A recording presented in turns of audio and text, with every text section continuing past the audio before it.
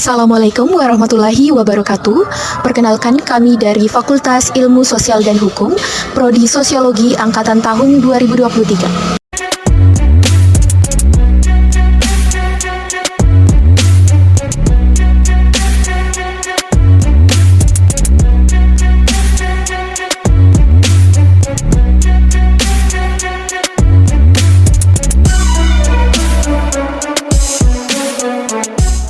Yaitu pengertian kekuasaan dan wewenang. Kekuasaan itu merujuk pada kemampuan atau hak untuk mempengaruhi, mengendalikan, atau memerintah individu, kelompok, atau situasi tertentu. Penting untuk diingat bahwa kekuasaan bisa bersifat positif atau negatif, tergantung pada bagaimana penggunaannya. Wewenang itu merujuk pada hak, kewajiban, atau izin yang diberikan kepada individu atau entitas tertentu untuk melakukan sesuatu, sering terkait dengan hal-hal seperti keputusan, tindakan, atau mengendalikan dalam berbagai konteks, termasuk politik, hukum, organisasi, atau masyarakat secara umum. 2. Sumber kekuasaan dan cara mempertahankan. Sumber kekuasaan adalah faktor-faktor atau elemen-elemen yang memberikan individu atau kelompok kekuatan atau kemampuan untuk mempengaruhi orang lain, pengambilan keputusan, atau situasi tertentu. Sumber kekuasaan terbagi menjadi 1. Kekuasaan ekonomi merupakan kontrol atas sumber daya ekonomi seperti uang, properti, atau bisnis. 2. Kekuasaan politik. Dalam konteks politik, sumber kekuasaan dapat berasal dari jabatan atau posisi dalam pemerintahan. 3. Kekuasaan sosial, seperti status sosial, pengaruh, atau reputasi. 4. Kekuasaan pengetahuan merupakan kepemilikan pengetahuan atau keahlian dalam bidang tertentu. 5. Kekuasaan komunikasi merupakan kemampuan untuk berkomunikasi dengan efektif. Cara mempertahankan kekuasaan. 1. Mempertahankan kekuasaan ekonomi dengan cara menjaga dan mengembangkan aset, berpartisipasi dalam bisnis atau praktik yang menguntungkan. 2.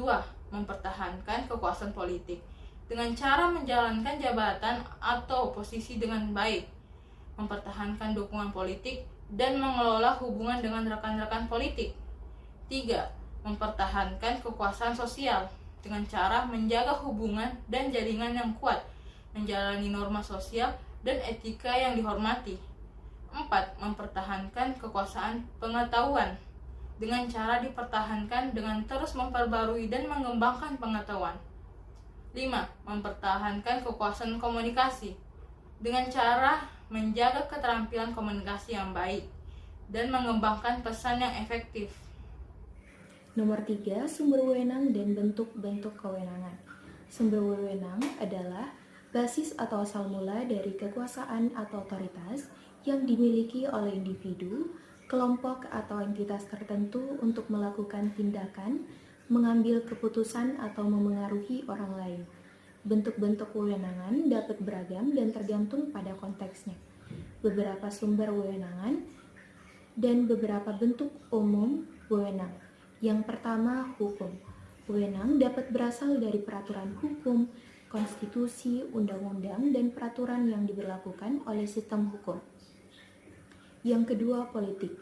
Sumber dapat melibatkan posisi atau jabatan dalam pemerintahan atau organisasi politik. Yang ketiga, ekonomi. Kekuasaan ekonomi seringkali berasal dari kepemilikan atau kendali atas sumber daya ekonomi.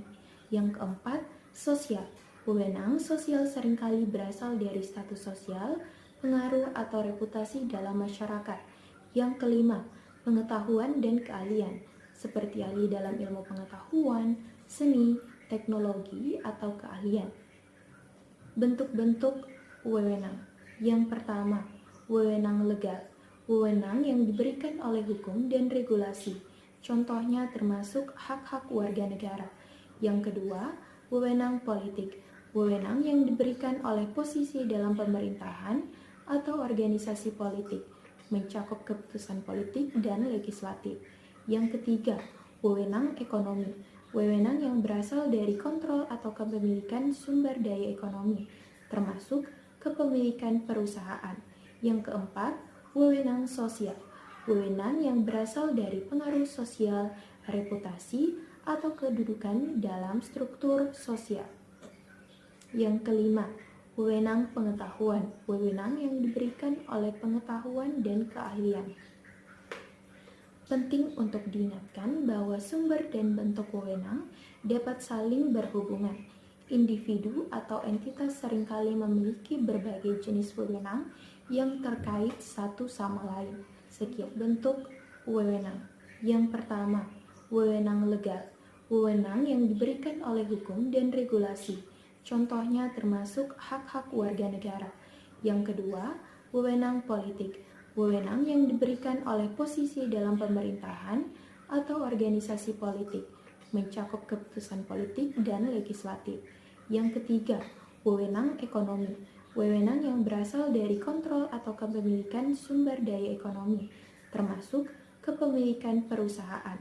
Yang keempat, wewenang sosial, wewenang yang berasal dari pengaruh sosial, reputasi, atau kedudukan dalam struktur sosial. Yang kelima, wewenang pengetahuan, wewenang yang diberikan oleh pengetahuan dan keahlian. Penting untuk diingatkan bahwa sumber dan bentuk wewenang dapat saling berhubungan. Individu atau entitas seringkali memiliki berbagai jenis wewenang yang terkait satu sama lain. Sekian. 4. Lapisan kekuasaan mengacu pada konsep bahwa dalam masyarakat, kekuasaan dan otoritas seringkali terstruktur dalam tingkat yang berbeda. Terdapat beberapa bentuk lapisan kekuasaan yang umum ditemukan. 1. Pemerintah pusat dan daerah yang memiliki kekuasaan nasional dan pemerintah daerah atau regional yang memiliki wewenang di tingkat yang lebih. 2. Hierarki organisasi. Dalam konteks organisasi, terdapat hierarki atau struktur lapisan kekuasaan yang berlaku. Posisi manajerial yang berbeda memiliki tingkat kekuasaan yang berbeda. 3. Kekuasaan politik. Kekuasaan ini juga dapat memiliki lapisan. Pada tingkat nasional, ada pejabat tinggi seperti presiden atau perdana yang memiliki wewenang eksekutif tertinggi. 4. Kekuasaan sosial. Dalam masyarakat, struktur sosial dapat menciptakan lapisan kekuasaan. Masyarakat atau kelompok dengan status sosial yang lebih tinggi atau reputasi yang lebih baik memiliki lebih banyak kekuasaan untuk mempengaruhi orang lain.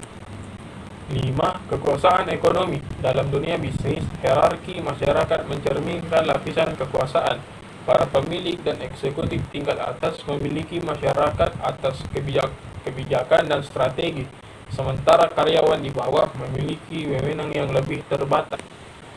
6. Kekuasaan internasional. Negara-negara dengan kekuatan ekonomi dan militer yang besar sering memiliki pengaruh yang lebih besar dalam politik internasional.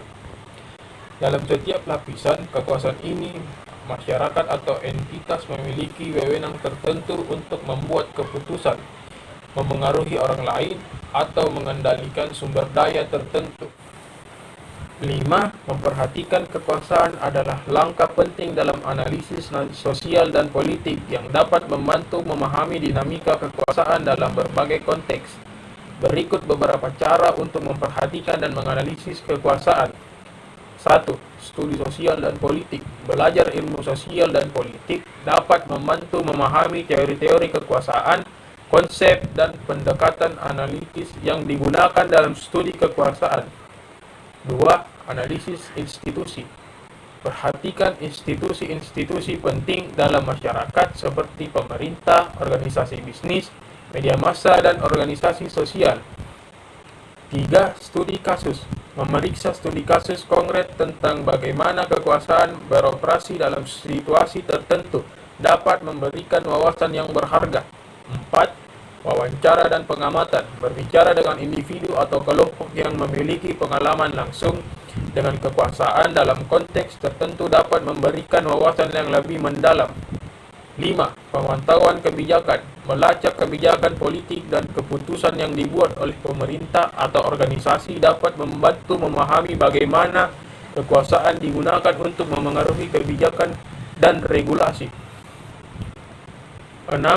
Analisis sosial dan ekonomi. Menganalisis ketidaksetaraan ekonomi dan sosial dalam masyarakat dapat membantu Anda melihat bagaimana kekuasaan terwujud dalam praktik.